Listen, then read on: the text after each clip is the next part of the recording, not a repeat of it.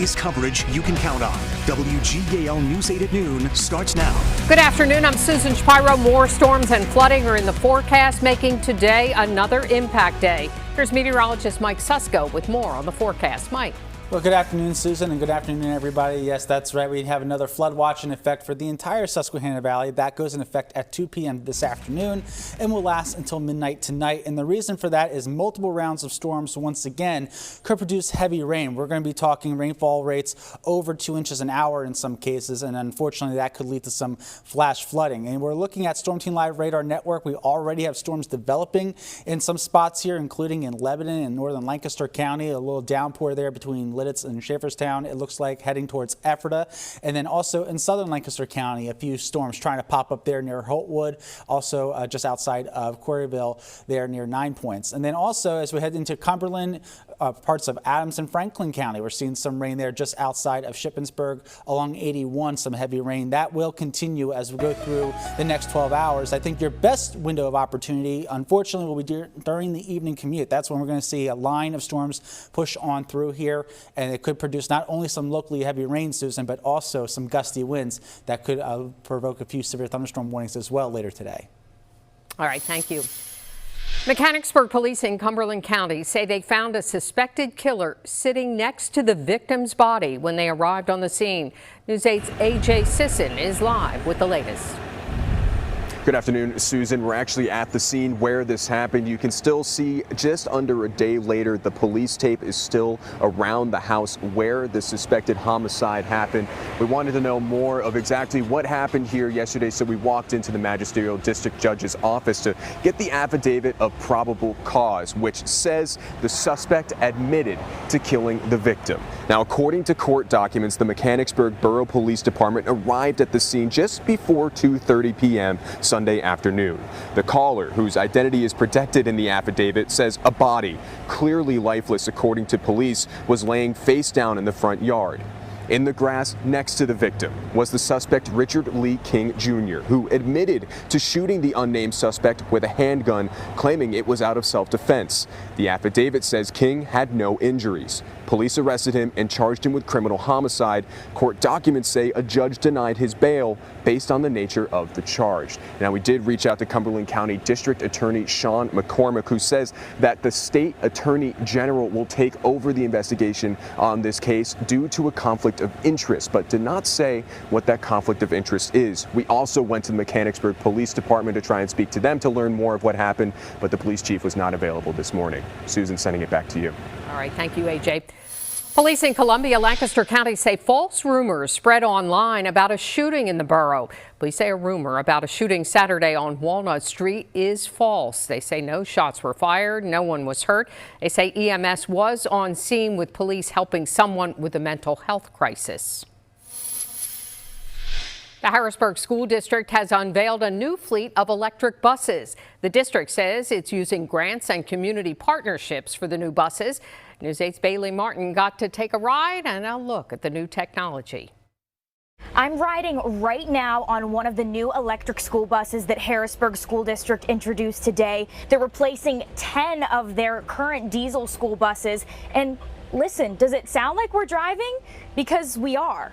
Harrisburg School District now has the largest electric school bus fleet in the region, and they're quieter and cleaner for the environment. 10 electric buses will replace 10 of their diesel buses, nearly half of their total fleet they have currently. The school district received the vehicles at no cost through an EPA grant. They also collaborated with PP&L Energy Utilities and Kraft School Bus. Drivers had to go through extensive training to be prepared to take students on the safest rides once school starts this fall. It's clean energy. I mean, we're having to retire 10 diesel buses, so you're getting clean energy buses in an environment of an urban setting that not only is great for running electric vehicles, but also great from a clean air and reduced pollution and an exhaust emission standpoint for the entire community. We're told each bus takes about 6 hours to charge and can drive in optimal conditions for about 100 miles. They've also installed 5 charging stations and upgraded their power grid to accommodate the 10 vehicles. This is a cleaner and greener way to get Harrisburg students to and from school. Here in Harrisburg, Bailey Martin, WGAL News 8. A fire at a nursing home in Massachusetts killed 9 people and injured 30 others. A mass casualty event was called soon after the fire was reported around 9:30 last night at the Gabrielle House assisted living facility in Fall River, Massachusetts. Crews found patients hanging from windows screaming for help. Multiple patients reportedly suffered severe burns. It's a terrible tragedy for the family and the residents, and the fire department, the police, DMS, everybody did a 5-star job doing their best they could to rescue as many people. As the chief said, when he got here, people were hanging out the windows, but they worked some more, and they saved a lot of people's lives tonight, and that's a great thing for our public safety divisions. The cause of the fire remains under investigation. Damage to the facility has made it impossible for many residents to return to their apartments. Ted Wayman from our sister station, WCVB, reports from a temporary housing facility. Behind me is the Tomeo House here in Fall River. Is it a temporary housing facility here in the city that can house up to 35 residents? Now, many of the people who were burned out of Gabrielle House are now inside looking for temporary housing. They will likely spend the night here. The governor of Massachusetts, Maura Healey, is expected here later today to meet with some of the residents until they find more permanent housing. Now back to you. President Trump says he supports Attorney General Pam Bondi, who's facing criticism after the Trump administration effectively closed the case of convicted sex offender Jeffrey Epstein. Many of the president's supporters have demanded the government release more information. But Bondi, the DOJ, and the FBI issued a memo saying there's no additional evidence to reveal in the Epstein case. Epstein was found dead in his jail cell in 2019 while facing federal charges of sex trafficking in New York. Investigators say Epstein died by suicide and that there is no client list. More tariffs on some of the United States' biggest trading partners take effect today, and then more are expected in a few weeks. News 8's Amy Liu has more from Washington.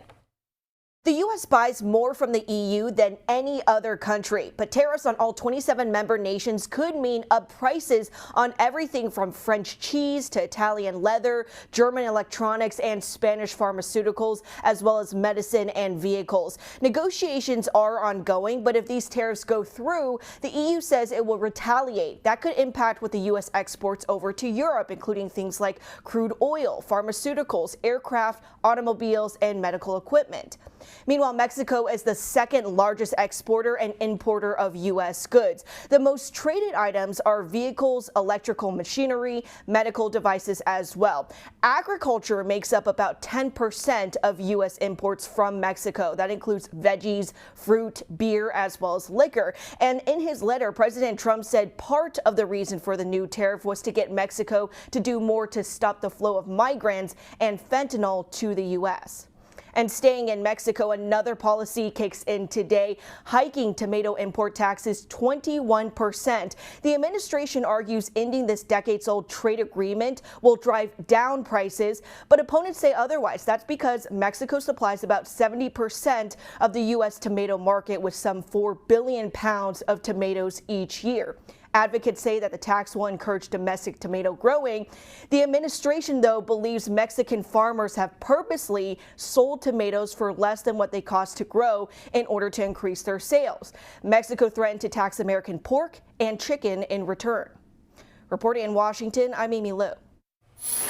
The price of stamps and other postal services went up over the weekend. A first-class Forever stamp costs 78 cents now, up from 73 cents. A postcard will now cost 61 cents, up from 56 cents. USPS data shows it is the 10th price increase in the last 9 years, with the cost of a stamp going up by nearly 66% during that time period. New at noon, a winning Pennsylvania Lottery Match 6 Lotto ticket worth $1.75 million was sold in Dauphin County. The ticket sold at Yugo on High Street in Dauphin Borough, and it correctly matched all 6 winning numbers in Friday's drawing. The winner has a year from last Friday to claim the prize.